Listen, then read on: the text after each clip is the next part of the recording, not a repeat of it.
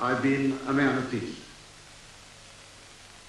Working for peace, striving for peace, negotiating for peace.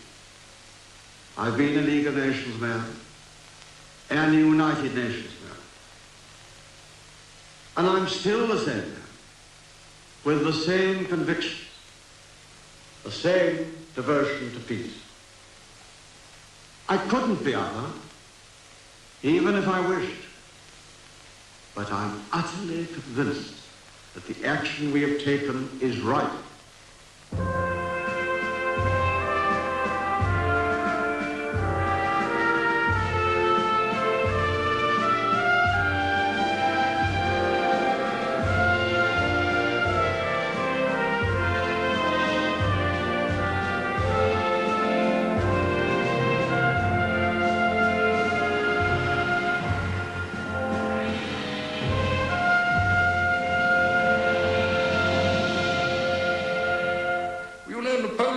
Said Egypt is the most important country in the world. And I think he was right. It is the crossroads of Asia, Africa, and the Mediterranean. It's the bridge. And it became, of course, more important with the building of the Suez Canal. So the Suez Canal is the cause, you might say, it's the cause of the humiliation we had by British occupation of Egypt for more than 70 years. For the British Empire, Egypt was more than pyramids and sphinxes. It was the Suez Canal, the lifeline of the empire. In the canal zone, Britain maintained the world's largest overseas military base to deal with any threat to the empire's trade and stability. The vast bulk of Britain's possessions lay beyond Suez. Although Egypt was nominally independent, British control was overwhelming and in 1936 was legalized by a treaty. The Egyptians could do nothing but smile. Mr. Anthony Eden presided when the Anglo-Egyptian Pact was signed. Of their common interest and the symbol of a freely agreed and enduring partnership between the British and Egyptian people. For Egypt, the treaty was signed by the Premier, Nahas Pasha. For Britain, by Mr. Eden, the Foreign Secretary. Outside the Foreign Office, Nahas Pasha made a short speech for the GB camera. I'm very happy to sign the treaty. The treaty is friendship and alliance between the two peoples. Friends. England and Egypt. The friendship was unequal. The British ambassador continued to lord it over Cairo, driving home to the Egyptians their servile position. He habitually referred to Farouk, the king of Egypt, as the boy, and even imposed on him Britain's choice of prime minister. During the Second World War, Cairo became the military nerve center of the British Empire. Prime Minister Winston Churchill and his number two, Anthony Eden, came here repeatedly to oversee campaigns in Africa, the Middle East, and Southern Europe. In the 1936 treaty, Britain had undertaken to reduce the number of its troops in Egypt. After the war, it failed to carry out that promise, provoking Egyptian nationalists to guerrilla warfare. By 1950, the 80,000 troops, as they tried to suppress the challenge, found themselves facing grenades, kidnapping, and sabotage. British families had to be evacuated. Well, we were supposed to be guarding the most strategic part of the world. This is what we were always told, that we were on active service. But the sporadic activities of the Egyptian guerrillas effectively tied us up in our own camp. And they were effective insofar as that they almost made us prisoners within our own camp. كل واحد بيقدر يعمل أي حاجة بيعملها. ممكن يعني حتى الأطفال، يعني اللي ما يعرفش يعمل حاجة هو بيضرب بالطوب. فكان لما تمر اي عربيه من الجيش البريطاني بتبقى في خطر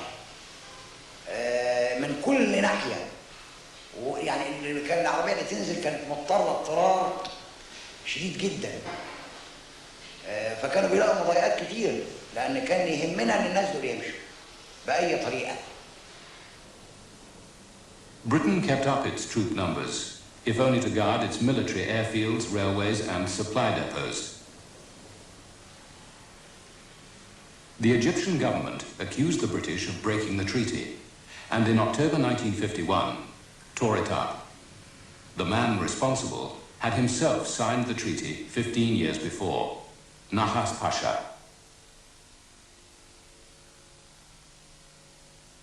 The parliament was so 3 minutes at least standing applauding Nahas Pasha. All over Egypt, from Aswan to Alexandria, demonstrations, and from all people, Fellahin, laborers, everybody in Egypt was so happy. Anti-British posters are swept along on a rising tide of nationalism as Egyptians of all classes heap abuse upon the country that defended their frontiers in World War II.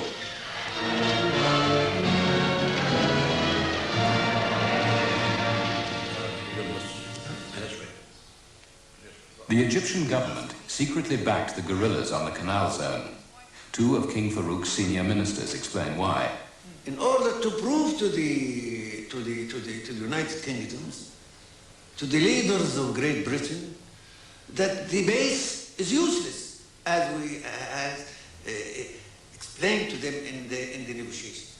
The base is useless, and we denied to them all privileges delivered to them by the treaty, and we made a law that prevents any Egyptian to deal with the British. And the punishment. It reaches to capital punishment, to give them any ammunition, any stocks, any dealing with the British. It was prohibited. حتى كان عندي 130 عجل موجودين في كارانتين بورسعيد، سبتهم عشان امون الاهالي اديهم للناس، مش قد الجيش البريطاني. يعني كنا عاوزين يعني نعمل لهم مضايقات بكل الاسباب، كل السبل.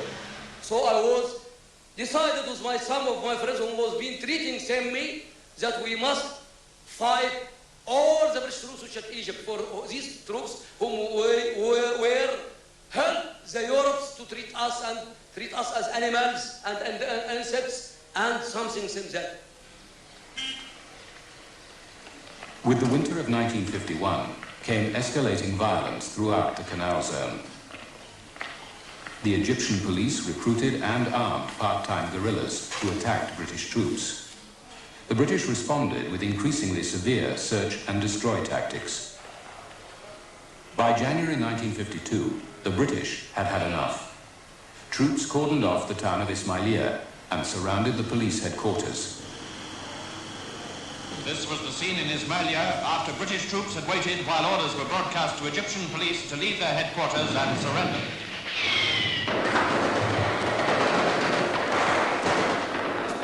After 1 hour, or more or less, I had some casualties in the area.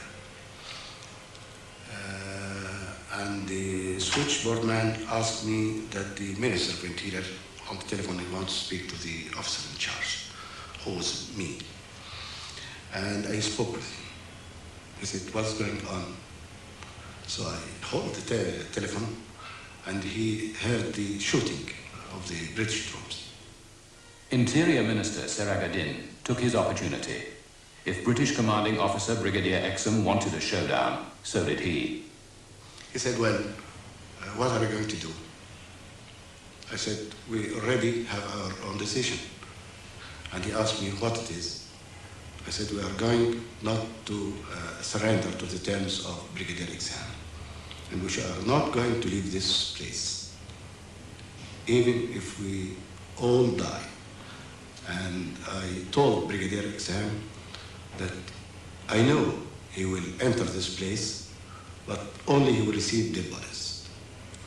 So the minister said, all right, God will be with you, and the line was cut after that. Every minute we got casualties. I mean, lost his arm, lost his leg, severe wounds. To save heavy British losses, which would result in storming this armed fortress, Centurion tanks blast away into the target. After the softening up process came a determined charge as the Fusiliers burst into the now ruined building.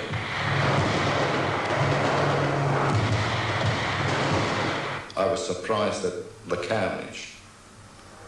It was quite awful, really. I think there was about 50 Egyptians killed.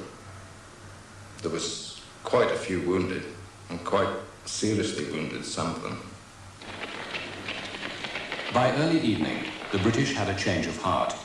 To continue would do more harm than good. The Egyptian police chief had the same idea. I decided to put an end for that, believe me. So I decided to go out, either I killed Exam or he killed me. Because it was, if you, Hitchcock himself can do this terrifying atmosphere. So when I went out, I was shocked by seeing a general, a full general, General Mattis. It was about 6 o'clock in the afternoon. And before I went to Exham, because he was my aim, he saluted me. And I was astonished. A general, a full general saluted a captain. So I stopped and I saluted him. And he spoke with me very nicely and very encouraging. And he said, anything you want, all your terms, I am ready to accept it. By the time of the surrender, at least 50 policemen had been killed at the Ismailia police barracks, also known as the Governorate. When Colonel Malik entered the Governorate after this event was finished, about 7 o'clock in the afternoon, he put his hands on his eyes and he said, what a rotten job we have done. The next day, crowds in Cairo took their revenge on foreigners. Many were killed as the Turf Club, Shepherd's Hotel, and some 400 other buildings were burned in what became known as Black Saturday. But Anthony Eden kept a cool head. He decided that the troops should not be moved from Ismailia, which we were quite capable of doing, and that Farouk must be left to deal with the situation which he had largely created by arousing the fury of the Cairo mob against Britain. King Farouk and his government were failing to drive out the British. Others thought they could do better.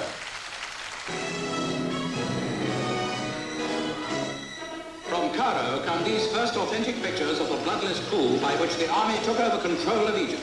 It was the end of the king's attempt to maintain power. To the ordinary Egyptian, the change is welcome, and it seems that Mohammed Naguib is assured of support at home. What the change will mean to the rest of the world, we have yet to see. General Naguib was a figurehead. Soon, a younger and more forceful officer was calling the tune, Colonel Gamal Abdul Nasser. He and his colleagues took up the task of expelling the British with renewed vigor. They sought an ally in the traditionally anti-imperialist Americans, who were taking a growing interest in the Middle East. The Americans in that period were very active. They were also interested because they were also interested in the pacts, in the mutual security pacts. So they were coming out with formulas. I remember that practically all the formulas which were given to us by the British later on were previously given to us by the Americans, and the Americans played the role of, they were the sounding power, if you want to say so. They modified some things with us. They appeared to us as if they are playing the role of an honest broker. In the Cold War, American Secretary of State John Foster Dulles was looking for allies to join Western pacts against the Russians. When he visited Cairo in May 1953, the Egyptians asked for arms for their own use. Dulles refused, but for one small exception. We just opened our first meeting and the press was all there, of course, taking pictures of the gathering. And then that phase was finished and they all went out and the door was closed. And Dulles reached behind his back and pulled out a box and handed Naguib a pistol. And all hell broke loose, really. You see, it was an insignificant thing, but it looked like a symbol. It looked like we were offering to back Naguib against his adversaries, which included, of course, the British. It didn't make us very popular in London. During the course of their talk, Secretary Dulles, while seeking the safeguarding of the Suez Canal, agrees that a withdrawal of foreign troops should be effected as soon as Suez guarantees can be made. The U.S. both sort of urged or pressed the British to try to be forthcoming to make a deal, and also offered, as I recall it, the Egyptians various, I think some economic and military aid if a settlement could be reached. It was only natural that using one side against the other, we could get better out of it. And that is why we had very close contacts with the Americans to influence the going on of the negotiations that were going on at that time between us and Great Britain to evacuate the British forces. كان الغزاة الأجانب يحتلون أرض مصر، يحتلون القواعد المدججة بالسلاح، ترهب الوطن المصري وتحقق المقاومة. By 1954, Britain's Foreign Secretary Anthony Eden had concluded that the Suez base was more trouble than it was worth. But his view was rejected by a noisy backbench movement within his own party, the Suez Group, and by his Prime Minister. Churchill was the man who said that he had not become the Queen's First Minister, or the King's First Minister in those days, to preside over the dissolution of the British Empire. And he realized the crucial importance of the Suez zone, of the canal zone. This was the strong point for the Navy, the Air Force, the Army, linking the Commonwealth as a defence unit. And he was therefore very much against the proposed withdrawal. On the other hand, he was 80. Eden, who was his crown prince, was for it. The Americans were for it. Of course, the Russians were for it. So he was in a difficult position. In fact, he was eventually reasoned out of this attitude, largely by the Chief of Staff and also by Anthony Eden himself, who felt that we had to redeploy our forces, that to keep troops in the canal zone was a nonsense in modern terms, because instead of defending the canal zone against some potential aggressor, Russia or whoever might invade the Middle East and try and take the canal, the British garrison now, which was some 80,000 strong, was in fact defending itself against a hostile population, and therefore was really performing no useful military role whatsoever. In September 1954, Anthony Nutting and President Nasser signed the agreement under which Britain at last consented to withdraw its troops, a task that would take 20 months. After I'd signed the agreement, Anthony Eden sent me a telegram saying, "Don't come home immediately. You've had your head in details of negotiations, both you and Nasser, for the last 2 months. Go off and find out what makes the man tick.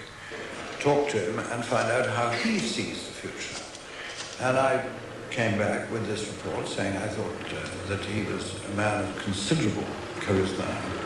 He was a great patriot, determined to remain neutral as between the power blocks in the world, but equally prepared and anxious to have good relations with Britain and to open this new chapter on a friendly note.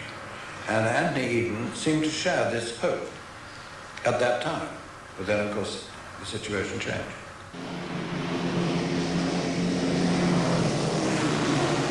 Egypt celebrated the beginning of the British troop withdrawal, seen by Nasser as the removal of imperialism from the Middle East.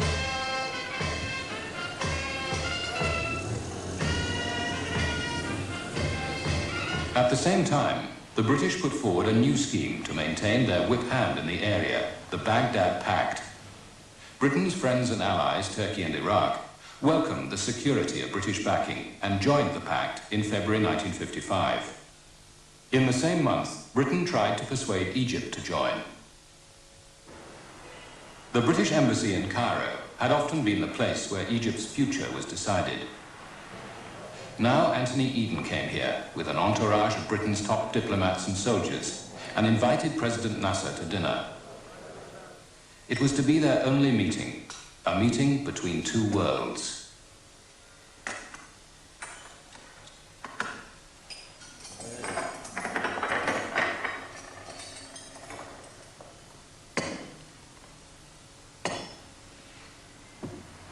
At the beginning, you know, there was some social talk when Mr. Eden, before dinner, when Mr. Eden was talking, as a matter of fact, about him being an expert on Egyptian affairs.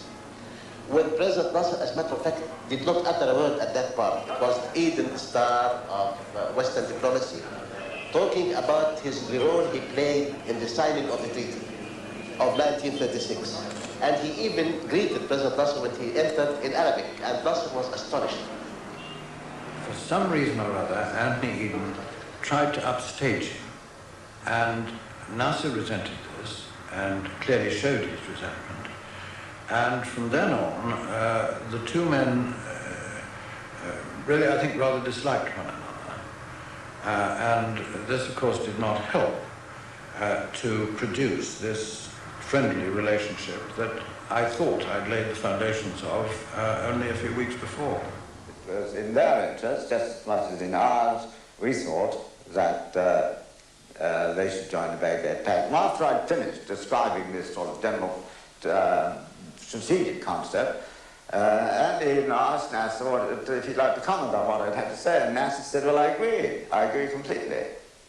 Well, that rather flummoxed me, because we then went on, and Anthony Eden tried for the best part of an hour to convince Nasser, well, what I would have thought was the logical conclusion of that, they should join the Baghdad Pact. But no, for a solid hour.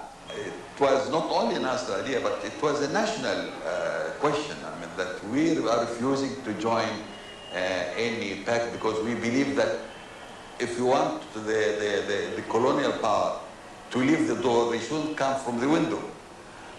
So that's why we are refusing the idea, and we were reluctant to accept the idea that the Russians are the main threat to us.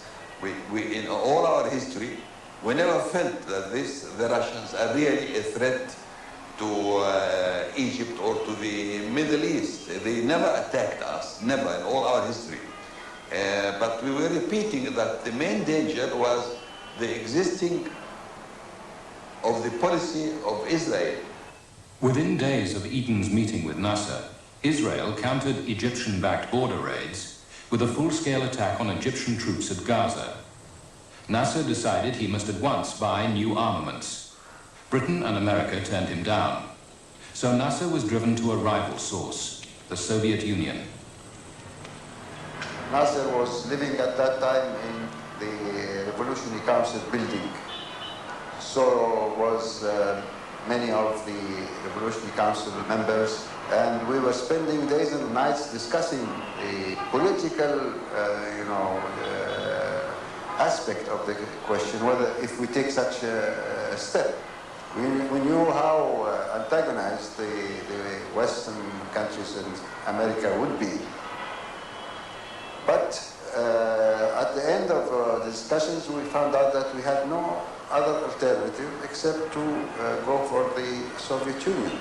I would say that when we started having some feelers about the possibility of having arms from the Soviet Union, there was this idea vague in the air that maybe if the Americans got wind of what was happening, they will come with the arms. This did not happen.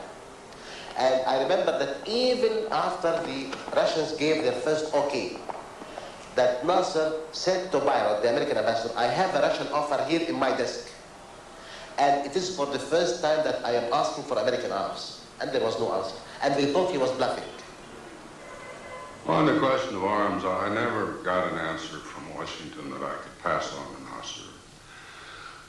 I was never told why, but it was perfectly obvious to me that the supporters of Israel was a very strong political force in American domestic politics. And I think there was a reluctance in Washington to take on that criticism in arms to Egypt. Encouraged by the leaders of the non-aligned nations, Nasser concluded his deal to buy Russian arms in September 1955. To Dulles, this was an act of aggression. More offensive to Eden was Nasser's propaganda radio station, the voice of the Arabs, beamed all over the Middle East. Its appeals to Britain's Arab allies to throw off their shackles disrupted Eden's carefully laid plans. The voice of the Arabs and Nasser's positions at that time created a tidal wave of Arab nationalism in the area. And the British were unable to understand that this was the normal reaction of a suppressed evolution in the making. And they considered it all plotting by Nasser and, a grand design. The voice of the Arabs first hit home against the British here in Amman, the capital of nearby Jordan, provoking a crisis that would lead Anthony Eden into a whirlpool of misjudgments over Egypt. Britain was still the dominant power in Jordan, and the young king, Hussein, had been ready to join the Baghdad Pact. But so strong was the opposition of Jordanian nationalists, encouraged by Nasser's propaganda, that the king backed down. Some Jordanians thought that the British, furious at the king's retreat, might go so far as to remove him.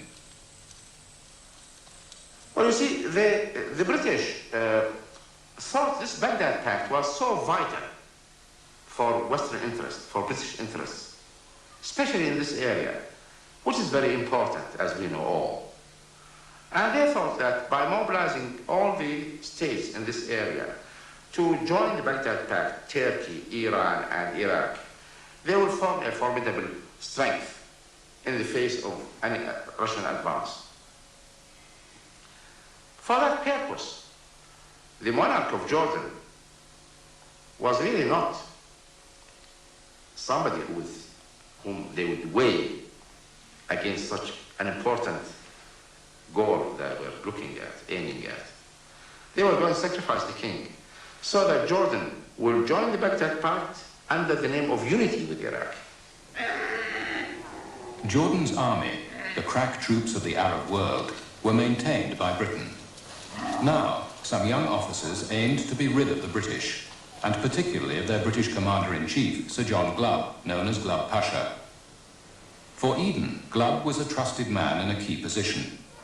King Hussein, whose grandfather had been given his throne by the British, was caught between Britain and his own nationalists. At this difficult moment, Glubb proposed to dismiss certain young officers. The king was told that the British were also planning to get rid of him. The situation was not a very, very pleasant one here at all, in point of fact. I think that it was very close to the boil. People still looked at me as a person they cared for. I was my grandfather's grandson, and his choice to take over his position. The Baghdad Pact crisis, as far as Jordan was concerned, was just over. The area was in turmoil. The country was under many pressures, and it was a state of agitation. But more than that, just probably a couple of days before, we had received a list of dismissals of some Jordanian officers, and I really felt that that was the end of it. I couldn't sign it and destroy the chances of some officers who might have been able to serve their country. The king called me from his cousin's house and said, "Can you do it tomorrow?" He meant, can you effect your operation tomorrow? I said to him, even now, I'm ready. So he said, all right, I'm coming to see you. He came to the palace, and we met in my office. And we decided at 9 o'clock tomorrow morning, everything will be done to take control of the army, to put in custody all the British officers and all the units, fighting units. And only one man not to be touched, to give him as far liberty as possible, not more. That was Glob, because he was the head. Well, I was in my office one morning and I got a telephone message asking me to come down to the Prime Minister's office. I walked into his office and sat down. There was nobody there. He came in a minute or two later. Of course, I'd known him for 25 years or so. Yeah. And he said, really, it's very painful for me, but I've got to tell you that the King says that he thinks it's time you had a rest. And he said, well, we'd like to leave in 2 hours. 2 hours after 26 years. Why should they give you such a fantastically short time limit as that? Well, I think some of the advisors have told the King that I should probably refuse to go and call out the army and try to make a revolution or something like this. Could you, in fact, if you wanted to, have called the Arab Legion out against the King and deposed him and taken over and everything else? Well, I wouldn't suppose that, but one could have made a lot of trouble, of course, but it's just the kind of thing you don't do. I spent all my life serving them. Whatever plans Glob may have had been preempted. Many in the Conservative Party demanded a Churchillian smack of firm government. But Eden, not Churchill, was now Prime Minister and had to deal with Glob's dismissal. This came, of course, as a body blow to Eden's pride and vanity, and his reaction was violent, and he looked around for a scapegoat, and the scapegoat was Nasser, because Nasser was obviously delighted that General Glob should have been removed. But Nasser had not been behind it. Nasser had not ordered the dismissal of Glob, but and Eden was convinced that he had. No truth whatsoever. Nasser had no idea what was happening here, or certainly didn't know of our decision. And I think it was as much a surprise to Nasser as it was to do on his own. Misunderstandings increased. On the day of Glob's dismissal, the new Foreign Secretary, Selwyn Lloyd, happened to be in Cairo visiting Nasser. Nasser was really surprised that it happened, but he, at the beginning, he thought that the British did it and timed it with Selwyn Lloyd's visit to Cairo as a sign of goodwill towards the Arabs. So it was a misunderstanding, obviously, which led to, after that, to so many complications. I was horrified to get a telephone call over an open line to the Savoy Hotel in which Anne Eden said, "What's all this poppycock you've sent me about isolating and quarantining Nasser? Can't you understand? And if you can't understand it, will you come to the cabinet and explain why? That I want Nasser," and he actually used the word murdered. Eden was by now convinced Nasser was out to destroy any remaining influence Britain had in the Middle East. He declared a personal war on the Egyptian leader. Eden knew what the Nile meant to Egypt. He had been the driving force behind an Anglo-American offer to build a dam across the Nile at Aswan. It was to be the biggest dam in the world, and for Nasser, symbolized his promise to regenerate Egypt. Eden now determined to stop the project. Dulles had his own reasons for agreeing and cancelled the dam loan. Nasser's survival in power was at stake. He had to produce a stunning response. On July 26th, Gamal Abdel Nasser nationalized the Suez Canal Company. At Alexandria, an inflamed and engulfing crowd heard President Nasser say, "At this moment, some of your brothers are now taking over the Suez Canal. The canal," he said, "is the property of Egypt. 120,000 Egyptian workers died digging the canal. We will build the high dam." The nationalization surprised the British and French, who for 70 years had run the canal despite growing Egyptian resentment. Nasser knew, though, he had not only the Egyptians, but the law on his side. Well, we were studying that for more than 2 years, but not nationalization. We tried to study history, our rights, and the rights of the Suez Canal Company. the rights of the users. But after the withdrawal of the high dam loans and aids, we thought that we must nationalize the Suez Canal Company. They used to take 16 million pounds to be distributed every year, and we thought that the Egyptian people can use these 16 million pounds for the development of their projects. I told him I thought he had missed, his staff had missed the point completely. They had judged the French and British reaction mostly because of financial loss in shares of the Suez Canal Company. And I said I didn't think that was the answer at all. It was bound to be a very emotional issue. Plainly, a great issue had arisen. I thought, and my friends thought, that the withdrawal from the Canal Zone had been potentially fatal to the unity of the Commonwealth. Was there now an opportunity to retreat? I was convinced there was, and that if we pressed an attack against Egypt, politically possible, but military if necessary, we could recover the ground that had been lost. Our quarrel is not with Egypt, still less with the Arab world. It is with Colonel Nasser. We all know this is how fascist governments behave.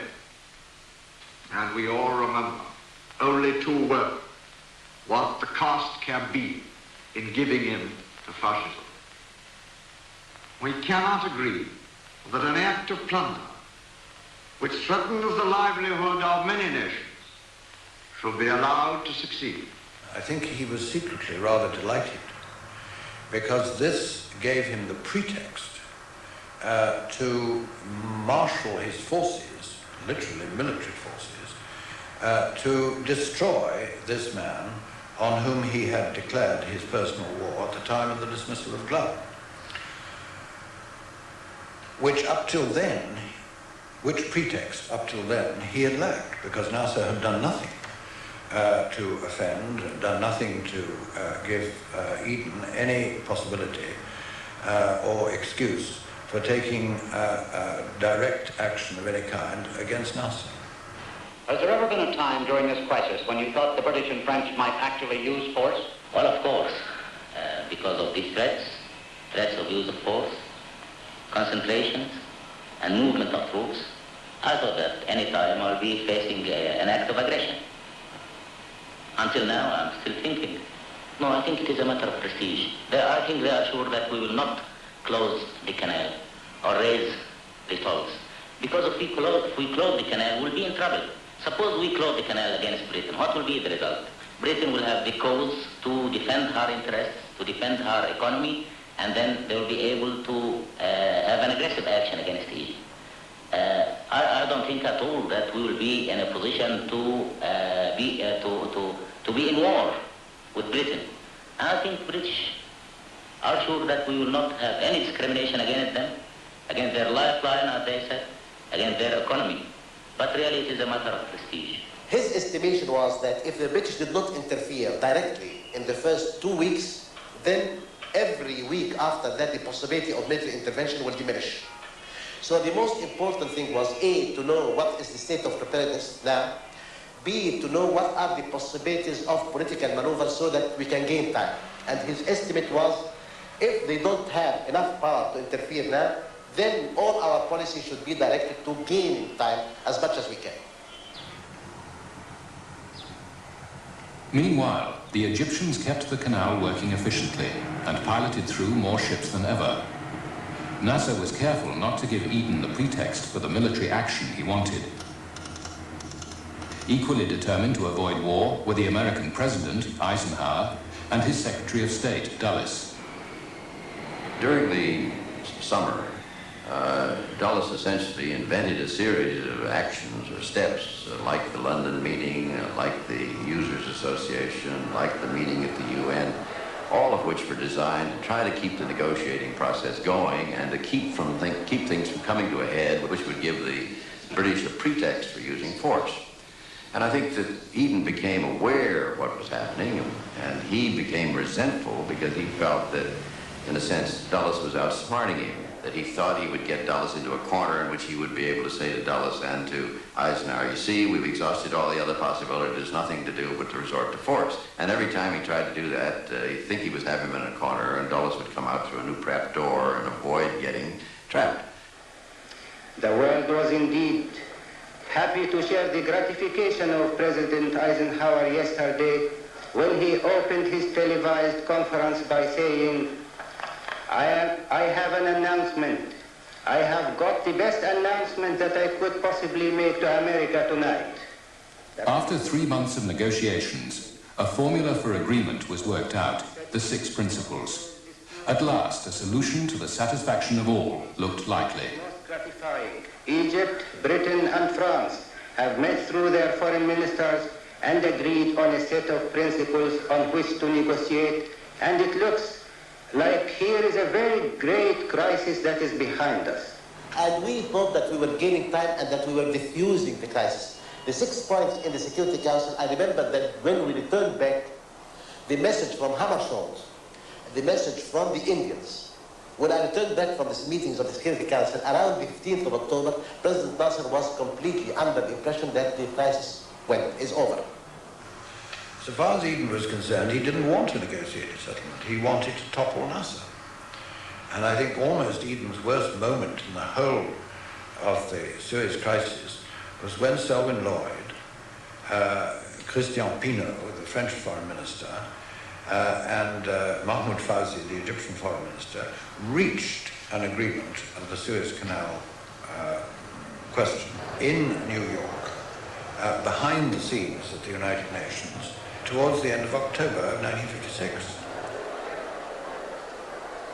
Eden seemed to have lost his chance for revenge. But while the Foreign Secretary was at the United Nations, Anthony Nutting, the Minister of State, was with the Prime Minister at his country residence, Chequers. Here, a French mission arrived with an audacious plan. Israel should attack Egypt across the canal. France backed them up, repossess the canal, and topple Nasser. But they needed one more essential ingredient. The only snag, of course, was that the French did not have bomber bases anywhere near enough to take care of Nasser's air force. Only the British did. So the British had to be brought into the conspiracy with France and Israel.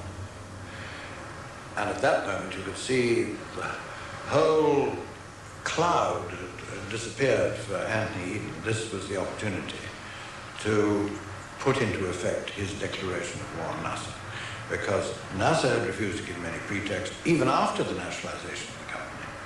But with the Israelis marching on the canal, he could say the canal is going to be irreparably damaged by warfare. We must intervene and put out the fire. We must intervene and stop the war. The plan was put into operation. Israel invaded on the 29th of October. On the 30th, Britain and France issued an ultimatum, demanding both Egypt and Israel withdraw 10 miles from the canal, or they would invade. On the 31st, when the ultimatum expired, seaborne troops set out for the invasion, and, as arranged, Britain bombed Egyptian air bases. Flown from aircraft carriers were hundreds of sorties attacking military targets near Port Said. This followed up heavy bombing raids which had already put Egyptian airfields out of service and all but destroyed Nasser's air force. I'd never known anything like it in my whole diplomatic career, and I've been to several hotspots. It was quite extraordinary. We had virtually all the United Nations against us, and it wasn't only in their resolutions, there was a sort of almost a personal atmosphere about it. My government and the French government are accused of committing an act of aggression. This, Mr. President, is a very serious charge to make in the Security Council, bearing in mind the provisions of Chapter 7 of the Charter. We strongly deny such charges and do not think it will be profitable for the Council to discuss them. We used to always have our drinks with the American delegation. We were close friends. At the time of Suez, about 2/3 of them wouldn't talk to us. And the one or two who did were rather brave. We felt like pariahs, sort of underdogs and outcasts. I doubt that any delegate ever spoke from this forum with as heavy a heart as I have brought here tonight. We speak on a matter of vital importance, where the United States finds itself unable to agree with three nations with whom it has ties of deep friendship, of admiration and respect, and two of whom constitute our oldest, most trusted and reliable allies. And of course we were, meanwhile, lying through our teeth to the American ambassador in London and saying that we had no knowledge of any Israeli intention to attack Egypt. And when the Israelis did attack, and we drew up the famous ultimatum telling everybody to clear out of the canal zone, Egyptians and Israelis, we again lied to the American ambassador and said that this was the first intimation we'd ever had of any Israeli intention to march onto Egyptian soil. Anthony Nutting and two other ministers resigned, but gave no reasons. So the demonstrators protesting throughout Britain did not know the full facts. Eden's conspiracy with France and Israel, his deception of Parliament, country, and allies. In his television broadcast to the nation, Eden relied on this ignorance. He tried to stop the leader of the opposition from making a televised reply, but the BBC judged the nation so divided that it had to overrule the Prime Minister. What should we do? We put the matter to the Security Council. Should we have left it at that? Should we have been content to wait to see whether they would act? How long would this have taken? The Council had met, reached a clear decision, and been blocked by the Prime Minister's own veto. There was no lack of speed here. The trouble was obstruction. Obstruction by Great Britain. What we did do was to take police action at once. Action to end the fighting and to separate the armies. We acted swiftly and reported to the Security Council, and I believe that before long it will become apparent to everyone that we acted rightly and wisely. It is not a police action. There is no law behind it. We have taken the law into our own hands. The Prime Minister has said we were going in to separate the two sides. But you don't separate two armies by bombing airfields and landing troops 100 miles behind one side only. No, this is a second onslaught on a country which was already the victim of an attack. At Portside Harbour and nearby, British troops came ashore. They were consolidating the work already done by paratroops and marine commandos in occupying this famous town at the north end of the Suez Canal. The capture of Portside was more difficult than was expected. Fires were still burning, result of house-to-house fighting, which General Keighley has described as very tough. But as the reinforcements came in, the battle was over. Happily, at surprisingly little cost, just over 100 killed and wounded.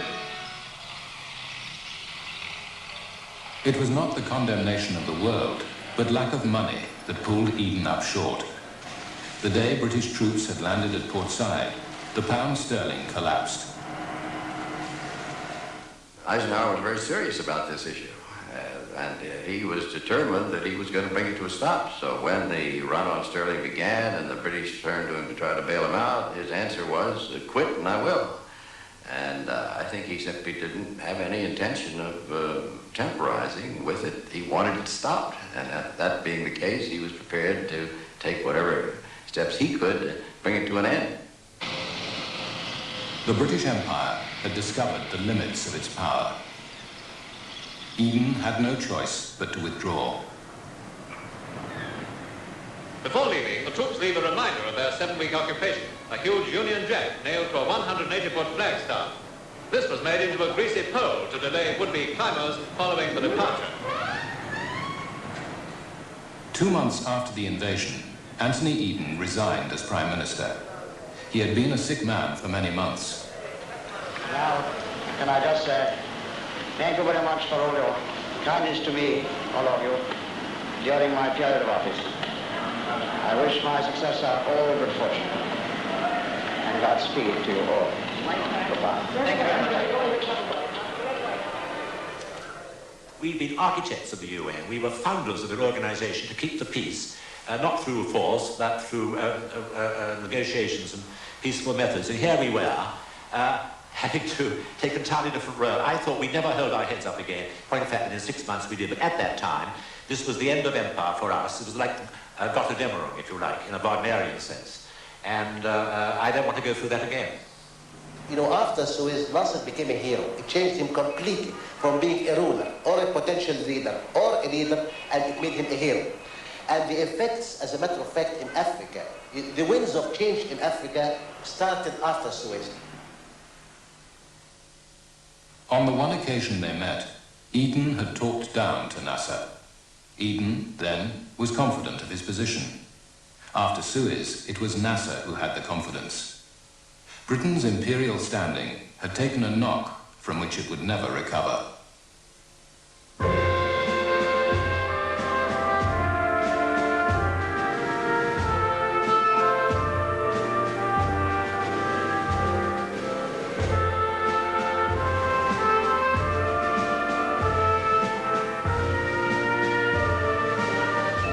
When the British Empire had agreed to give independence to all its principal colonies in Asia and Africa, Aden had other ideas, as you'll see when End of Empire continues next Sunday at 8:20.